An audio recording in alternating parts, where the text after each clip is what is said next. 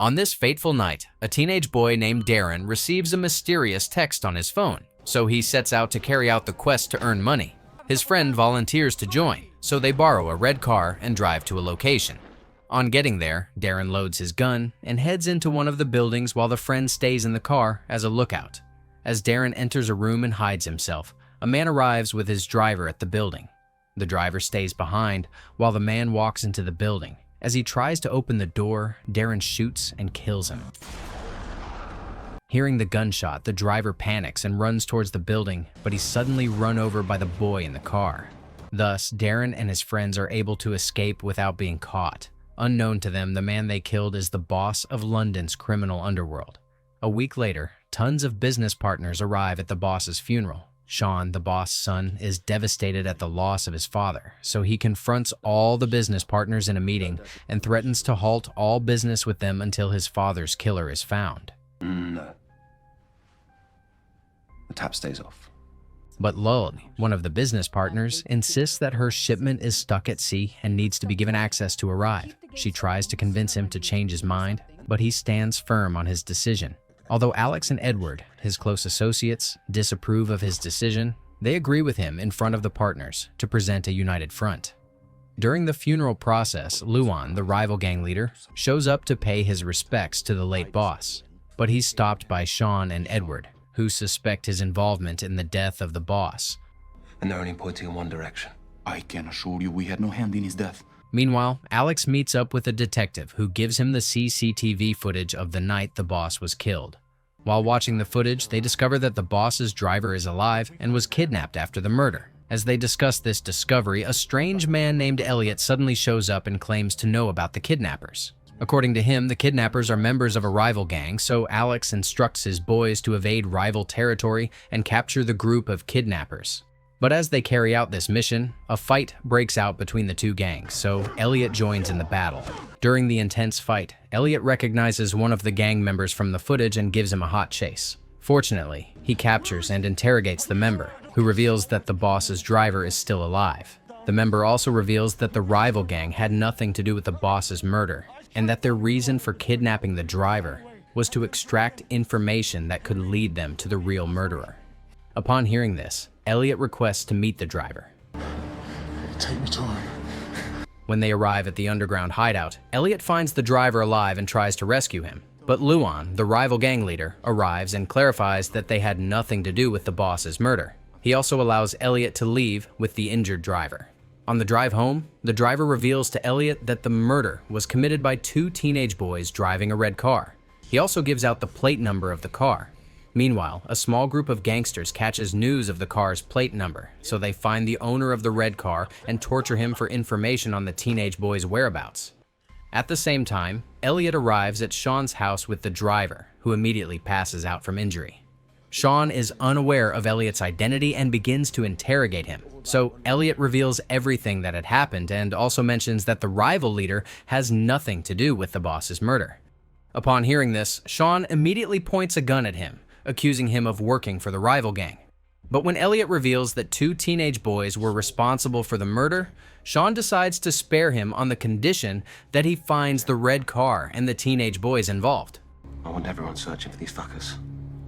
I don't care if they work for us or they're paid off by us. That night, Elliot receives a mysterious text pointing him to the location of the teenage boys. But when he gets there, he sees a group of gangsters driving out with a teenage boy in the back seat. Unaware of the boy's identity, Elliot continues into the building to search for the boys. When he gets inside, he discovers that the owner of the red car has been mutilated, while one of the teenage boys has been dissolved in acid. The man responsible for the mutilation begins to fight him. The fight is tense, and after several tussles between the two, Elliot manages to throw the man face down into a cleaver, which results in the man's death. Now, saved from harm, Elliot goes to question the owner of the red car. The man reveals that Darren, one of the teenage boys, had been abducted by some gangsters. Elliot tries to pry for more information, but the man suddenly shoots himself. Leaving the building, Elliot meets up with his partner, Vic. It turns out he's an undercover detective on the verge of being dismissed from his job. Vic tries to convince him to stop the investigation, but Elliot insists on exposing the activities of London's criminal underworld. Meanwhile, the gangsters drive Darren to an isolated farm before agreeing to drive him to safety. Head west. To Evie. She'll have a boat waiting once they get tired of tracking him. At the same time, Edward goes to meet the boss's driver and questions why the boss was in an unusual location on the day of his murder. The driver refuses to reveal this secret. I don't know. Yeah, you do. So Edward slits his arm and leaves after staging the scene to look like a self-deletion. Meanwhile, in Turkey, a group of armed men ambush a lorry conveying cattle and tear open the cattle to remove bundles of drugs. Afterward, they instruct the lorry driver to continue the cattle delivery in an identical lorry. Once the cattle delivery arrives in England, the butchers open up the castles and discover nothing inside. It turns out that Layla, one of the business partners, had ordered the ambush in order to steal the drugs. She assures her underlings that Sean is too busy with the death of his father to notice that chaos is about to break out in the criminal underworld. Meanwhile, Sean discovers the driver's dead body and calls Elliot to inspect the scene. Now that the driver is dead, they can only depend on Elliot's word as the truth. A man doesn't fight for his life, then kill himself. While outside the driver's house, Alex informs Sean about the identity of the teenage boys who killed the boss. It turns out the boys are under a small gang leader named Kinney. Who? One of Kinney's crew. Where is he now? Gone. In the meantime, Nasir, one of the business partners, is happily campaigning to become the mayor of the city. However, his happiness is short-lived when his father, Asif, privately breaks the news about the ambush of their drug shipment. The father reveals that they need the drugs to finance the campaign. Left with no choice, the father meets Sean and begs him to reopen the underworld business to continue the free trade of drugs. But Sean insists on halting the business until his father's killer is found. Hearing this, Asif then reveals that his shipment had been ambushed, which means there's an impending war. If you impose an embargo, you'll start a war. But Sean is nonchalant about this. On the same day, Edward meets with Luan, the rival leader, who insists that he had nothing to do with the boss's death. To prove this, he gives Edward an envelope and claims it contains a secret about the boss that no one knows. You are the keeper of Fiend's secrets. But you didn't know about this one? As soon as Edward opens the envelope and sees the content, he falls into deep thought. While the scene in the criminal underworld grows intense, Billy, who is Sean's younger brother, busies himself by throwing orgy gay parties. At the party, he finds one of his friends injecting drugs and demands to know the drug's source. At the same time, Sean hosts a dinner party with tons of small gang leaders in attendance. Kinney arrives at the dinner party and confesses that his son, Darren, was hired by an anonymous person to kill the boss. My son was hired by someone to kill your father.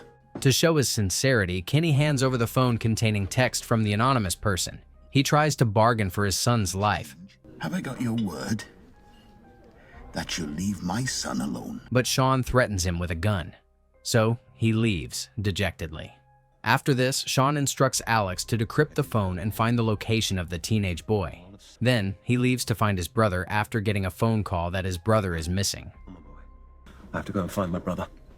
While searching through the city for his brother, he receives a phone call about intel on Darren's location, so he goes to convince Alex to join him in finding the boy who killed his father. But Alex refuses to join the chase and insists on taking care of the business before it collapses. I have to protect the business. Meanwhile, Elliot finds Billy fighting with a group of drug dealers, so he goes to help him out. But Billy uses this opportunity to escape in Elliot's car. At home, Billy reveals his little investigation to Sean and concludes that Lael is behind the drug ambush, but Sean berates him for getting involved. Stay away from this stuff. Afterwards, Sean leaves with his men to ambush Kinney's hideout. As his men shoot at the small gang members, Kinney manages to escape into the woods before his house explodes. The scene then shifts to a flashback in 2014, when Lael discovers that her husband was burnt alive by Asif's men. Devastated at the death of her husband, she promises to exert revenge on Asif. Now, in the present, she visits her business hideout, where she meets her sister and nieces. After instructing them to leave in her bulletproof car, she turns around to assure her business partner that the money from selling Asif's ambushed drugs will be flown in an airplane to her country to help victims of war. أما بين جارز اللي نقدر بشي. Meanwhile, the dead boss's wife, Marion, meets with a private investigator who tells her that her dead husband had bought an expensive island and yacht in the name of a woman named Floriana. Pretty name. With this information, Marion discovers that her husband had an affair with a secret woman named Floriana before his death. At the same time, Vicky visits the building where the mafia boss was killed and interrogates one of the tenants, who eventually reveals that on the night the boss was killed, he had come to the building to visit a pregnant woman named Floriana. The tenant then shows Vicky a picture of Floriana. She's going to have his baby. Meanwhile, Elliot follows Sean's order to pick up a man named Cole. Although Elliot is suspicious of the man's identity, he drops him off at a location before driving off. At the same time, Luan, the rival gang leader, arrives in Nigeria to strike up a deal with a man named Mosi to launder money through Sean's family business without Sean's knowledge. Back in England, Edward plans with Elliot to capture Lael and bury her in a deep grave. This is where you'll dump Lale. But when they arrive at Lael's hideout, they find the place empty and immediately realize that something is wrong. Inside the underground hideout, they discover that all of Lael's men have been killed. While looking through the CCTV footage, they discover that Cole is behind the killings and that he had also kidnapped Lael's sister and nieces. So Edward immediately instructs Elliot to destroy the footage before leaving. Destroy the drive. You do not say or do anything. That night, as Lael watches her container of money being loaded onto the plane bound for her country, she receives a call from her sister, who's been held captive by Cole. The sister informs her to return the money, or they risk being killed. If Sean Wallace doesn't make contact, he will kill them. But Lael ends the call and watches as the money contained boards the plane. Meanwhile, Elliot infiltrates the building where Lael's sister and niece are held captive in a bid to rescue them. He engages in gunfire with Cole and ends up shooting him, but Cole survives the shot. At the same time, Lael watches as the plane takes off with the money container. As she turns to leave, she sees Sean and his men behind her. Sean is angry that she had ambushed Asif's drugs and requests money from the sales, but she explains that Asif is a betrayer who killed her husband, and that she needs the money to support her war-torn country. Asif had my husband tortured. Yet he won't even remember our names. Upon hearing this, Sean points a gun at her, and as she prepares to be shot, he surprises her by revealing that her money container never made it onto the plane. Your Fruity Loops never took off. In her presence, he sets the container ablaze and warns her never to go against the organization. Seeing her desperation for money to help her country, he rules her out as a suspect in his father's death and promises to make her bigger than Asif if she follows his instructions. You could be as big as Asif. Bigger. At the same time, Cole recovers from the bullet wound and engages in an intense fight with Elliot. He overpowers Elliot and tries to kill the kidnapped victims, but Edward shows up in time and shoots him. Later that night, a group of thieves raid one of Sean's company stores and make away with tons of expensive gold jewelry. While sharing their lots, their leader discovers them and severely criticizes them for stealing from Sean. When Sean and Elliot learn about the robbery, they realize they're losing respect in the underground world, so they attempt to fix it.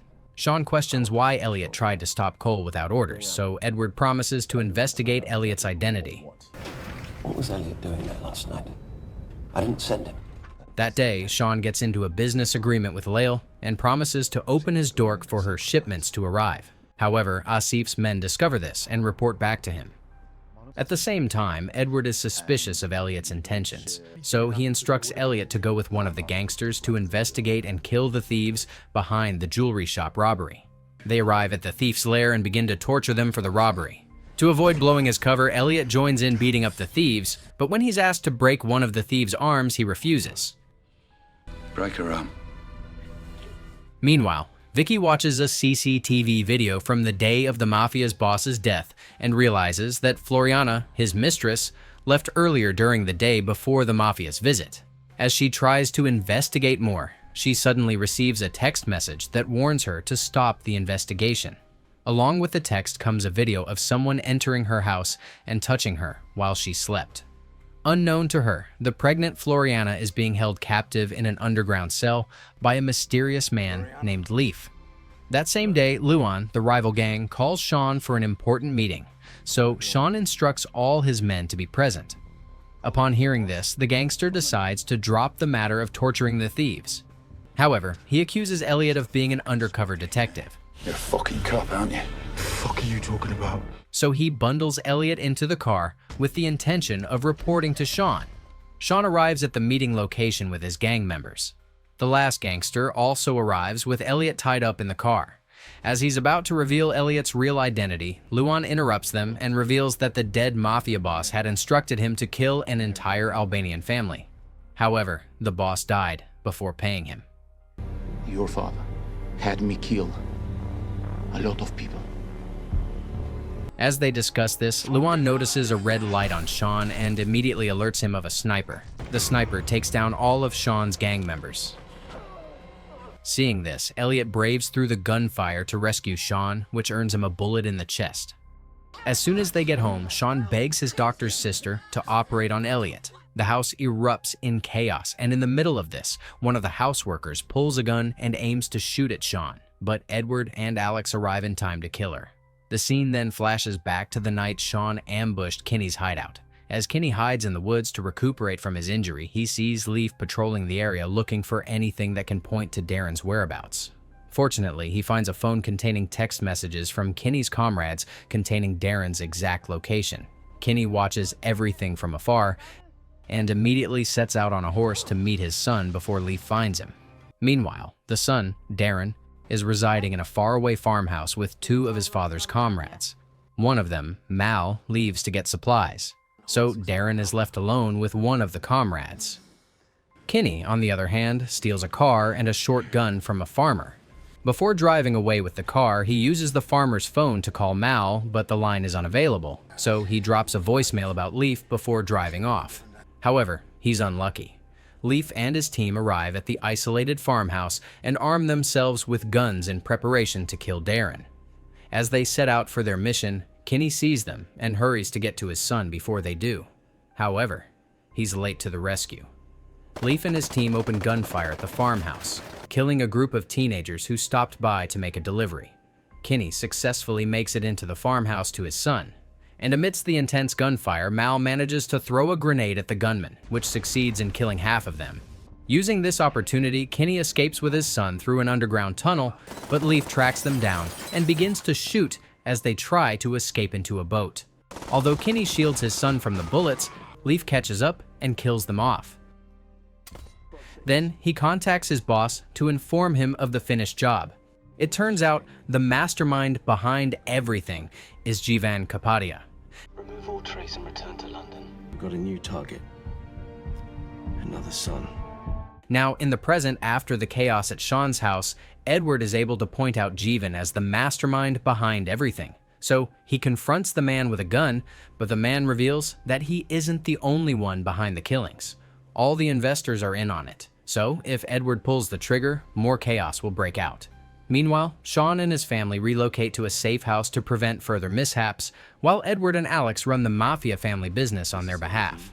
One day, while discussing the business, Edward reveals to Alex that Jivan and other investors are responsible for the mafia boss's death.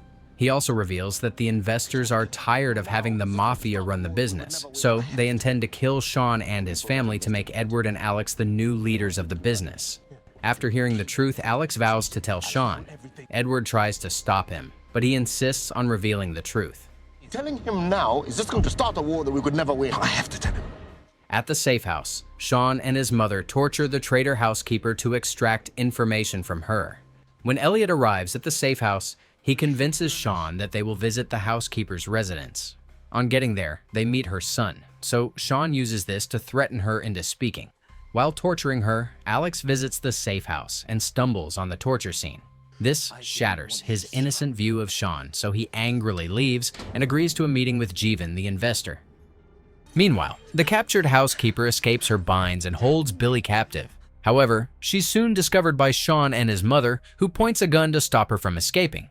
During the face-off, the housekeeper reveals that the mastermind behind everything had instructed her to kill them in the absence of Alex and Edward. Risking her son's life, Marion shoots the housekeeper dead. Jesus. Afterwards, Sean goes to confront Alex about the information the housekeeper revealed. But they get distracted after finding out that £500 million belonging to Luan had disappeared from their business account. Someone's just stolen Luan's money.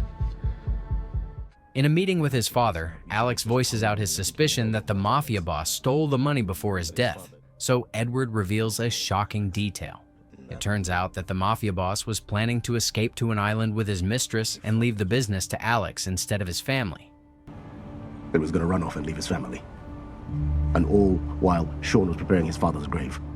Meanwhile, Asif harbors a grudge against Lael for stealing his drug shipment, so he sends a squad team to raid her warehouse, killing everyone. However, Lael manages to escape. At the same time, Mosey, the Nigerian investor, arrives in London after learning his money was stolen. First, he storms into an investment bank and cuts off the hands of the employees to send a message to the criminal underworld. Once Jeevan, the investor, learns of this, he persuades Edward and Alex to rebel and take over the leadership of the criminal underworld before things escalate.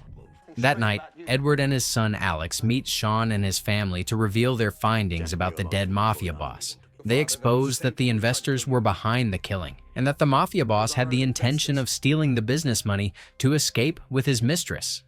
What things? Well, we found out who killed your father, that it was the same people who tried to kill you.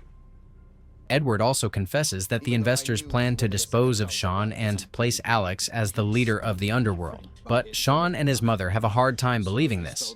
They accuse Edward of colliding with the investors. The meeting gets intense, with Sean shooting Edward in the leg and breaking off their friendship ties. Meanwhile, Luan plans to kill the Nigerian investor after being unable to account for the missing money, but he's captured. As the investor plans to capture his family, Your wife says she'll be with you in 10 minutes. Luan explodes in rage and kills off the Nigerian investor in a sword fight. Alex, on the other hand, tracks down half of the missing money and plans with his father to present it to the investors in order to gain their trust and usurp the leadership position. At the same time, Floriana, the mafia's mistress, gives birth while being held captive. As the captor's mother puts down her guard, Floriana seizes the moment to push her down the stairs and escapes. Meanwhile, Sean is devastated by his father's betrayal and contacts Lael for assistance.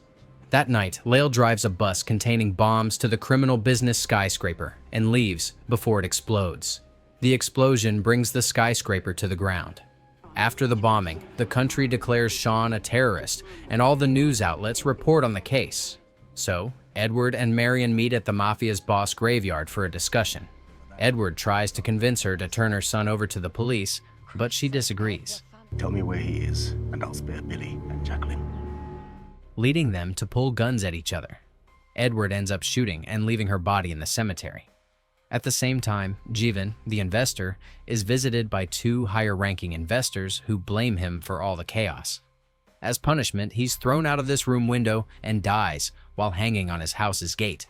Meanwhile, Asif's son is elected the mayor of the city, but during his victory celebration, Lale disguises herself as a journalist to assassinate him, leaving his dead body for Asif to find.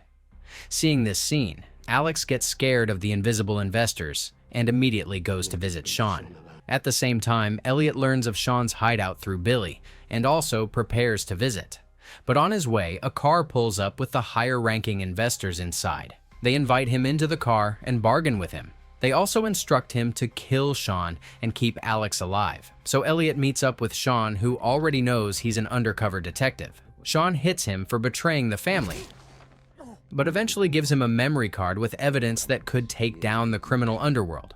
Alex arrives at the hideout and points a gun to shoot Sean for bombing the skyscraper, but Elliot disarms him. However, in a shocking turn of events, Elliot suddenly shoots and kills Sean. Sean Wallace must never stand trial. When the police barge in to investigate, Elliot manages to pull Alex to safety. However, the police catch him, and Alex escapes alone.